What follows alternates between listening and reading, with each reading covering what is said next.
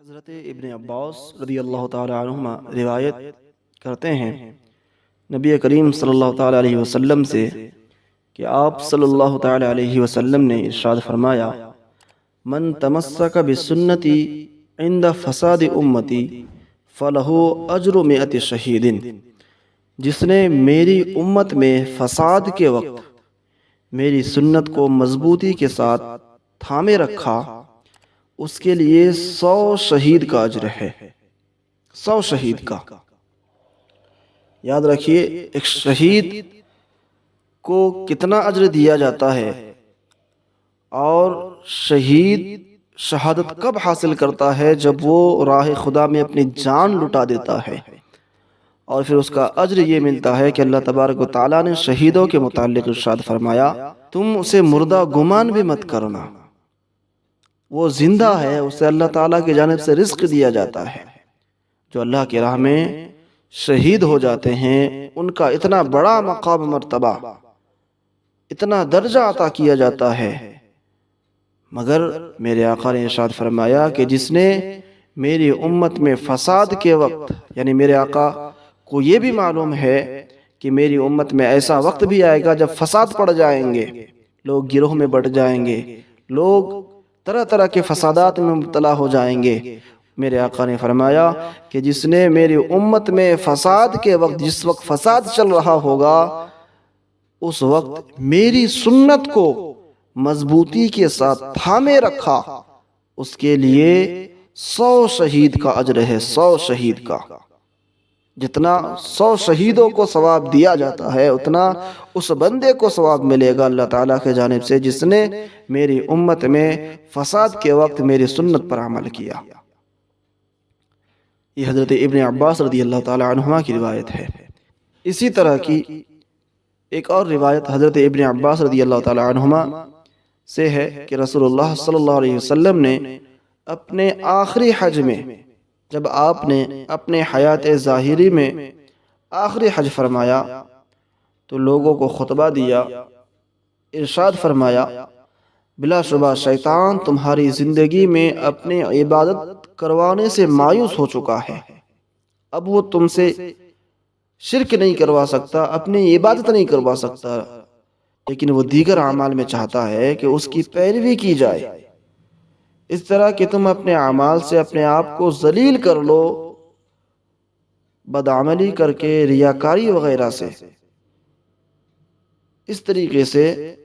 کہ تم بدعملی میں پڑ جاؤ گے یا ریاکاری وغیرہ کر کے اپنے اعمال کو برباد کر لو گے۔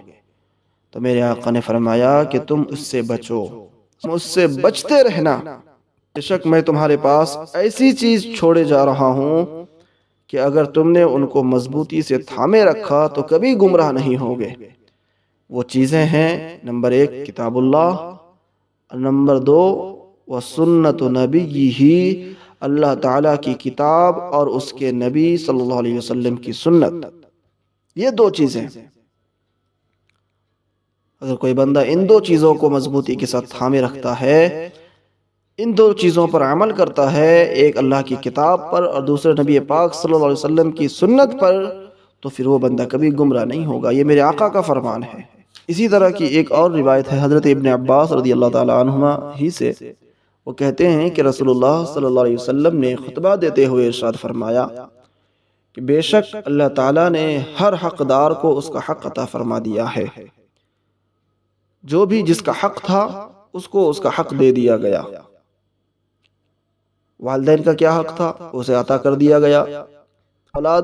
کے جو حقوق تھے وہ بھی دے دیے گئے، یعنی دنیا میں جتنی چیزیں ہیں، جس چیز کا جو حق بنتا تھا اس کو وہ حق دے دیا گیا، مگر اللہ نے کچھ فرض عائد کیے۔ کچھ چیزیں ہیں جب ہر حقدار کو حق دے دیا تو اب اس پر کچھ فرض بھی عائد کر دیے، اور کچھ سنتیں جاری کی، کچھ حدود مقرر فرمائے، حلال کو حلال کیا، حرام کو حرام کیا، اور دین مقرر فرمایا۔ جب دین مقرر فرمایا تو اسے آسان فرمایا، نرم اور وسیع بنایا۔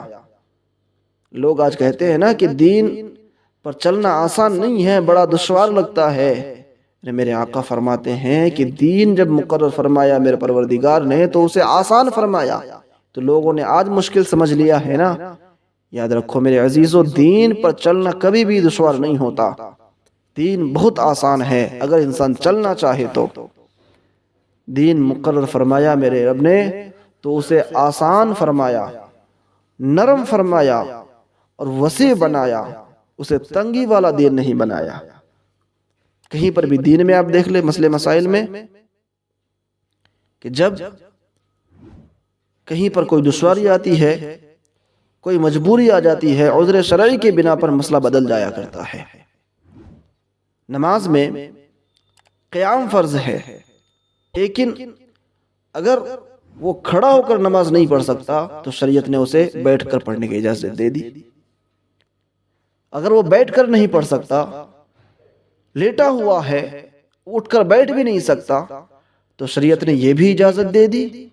کہ اب تم لیٹ کر ہی اشارے کے ساتھ نماز پڑھ لو۔ اسی طرح کی تمام تر مثالیں ہیں کہ جہاں پر بھی کوئی مجبوری آ جاتی ہے تو شریعت وہاں پر ان کو چھوٹ دے دیتی ہے۔ تو دین کو رب تبارک و تعالیٰ نے وسیع بنایا ہے، اسے تنگی والا دین نہیں بنایا مذہب اسلام کو۔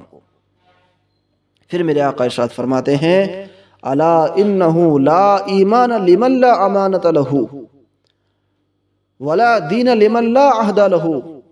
ومن نکث ذمۃ اللہ طلبہ ومن نکث ذمتی خاصمتہ فرجت علیہ ومن نکث ذمتی لم ینل شفاعتی ولم یرد علی الحوض۔ میرے آقا فرماتے ہیں خبردار ہو جاؤ، یاد رکھو جو امانت دار نہیں وہ ایماندار نہیں ہے، جو امانت دار نہیں وہ ایماندار نہیں، اور جو وعدہ کا پکا نہیں اس کا کوئی دین نہیں۔ آج لوگ دیکھ لیں کہ وہ کتنے بڑے پکے مسلمان ہیں، کتنے بڑے ایماندار ہیں، آج آپ ان کے رویے سے پتہ کر سکتے ہیں کہ یہ کتنا بڑا مسلمان ہے۔ میرے آقا فرماتے ہیں جو امانت دار نہیں، آج لوگ کسی کو پیسے ادھار دے دو یا کسی کے پاس کوئی پیسے کسی کے امانت کے طور پر رکھے ہو تو وہ اس میں کس طریقے سے خرچ کر کے جس کی چیز ہے اس کو پریشان کرتے ہیں۔ امانت دار نہیں ہے آج لوگ۔ میرے آقا فرماتے ہیں جو امانت دار نہیں وہ ایماندار نہیں، یعنی کہ جو ایمان والا ہوگا وہ امانت دار ضرور ہوگا، وہ امانت کا خیال رکھے گا، اور جو وعدہ کا پکا نہیں اس کا کوئی دین نہیں ہے، اس کا کوئی دین نہیں۔ مومن کہتے ہی اسے ہے جو اپنے وعدے کا پکا ہو۔ ایک اور حدیث پاک میں فرمایا تھا میرے آقا صلی اللہ علیہ وسلم نے المومن وعد وفا، مومن وہ ہوتا ہے کہ جب وہ وعدہ کرتا ہے تو اس وعدے کو پورا بھی کرتا ہے۔ میرے عزیزو، اور پھر میرے آقا نے فرمایا آگے جو وعدے کا پکا نہیں اس کا کوئی دین نہیں۔ تو جس نے اللہ کے ذمے کو توڑا، اللہ نے جو فرض عائد کیے ان فرائض کو پورا نہیں کیا، جس نے اللہ کے ذمے کو توڑا اللہ اس سے طلب کرے گا، اللہ اس سے پوچھے گا بروز قیامت کہ میں نے جو تم پر اتنے احسانات کیے، یہ ساری چیزیں تمہارے حدود جو تمہارے حق تھے وہ سارے تم کو دیے، بدلے میں نے کچھ فرض عائد کیے تھے تم پر، تم نے اس کو مکمل کیا کہ نہیں کیا؟ کیوں نہیں کیا؟ کیا تو ٹھیک ہے، نہیں کیا تو پھر اس کا جواب دینا پڑے گا، اللہ اس سے طلب کرے گا، پوچھے گا۔ اور پھر میرے آقا فرماتے ہیں جس نے میرے ذمے کو توڑا، میری بھی کچھ چیزیں ہیں، میری طرف سے بھی کچھ ذمہ امتیوں پر ہے، تو جس نے میرے ذمے کو توڑا میں اس سے جھگڑا کروں گا، میں اس سے جھگڑا کروں گا،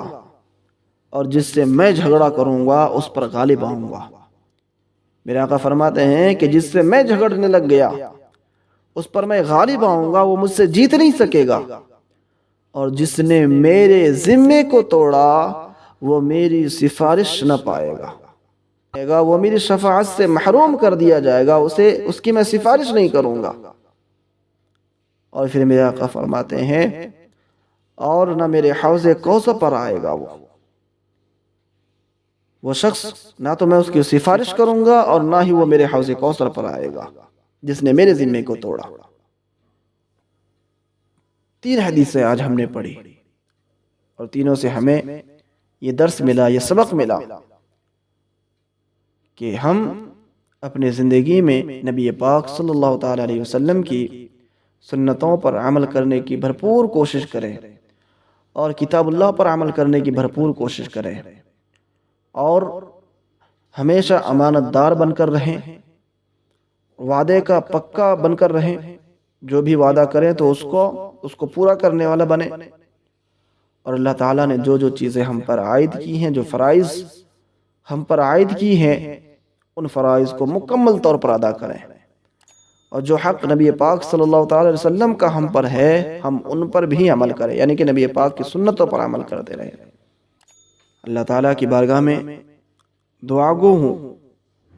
کہ اللہ تبارک و تعالی ہم تمام کو صراط مستقیم پر چلنے کی توفیق اور رفیق عطا فرمائے۔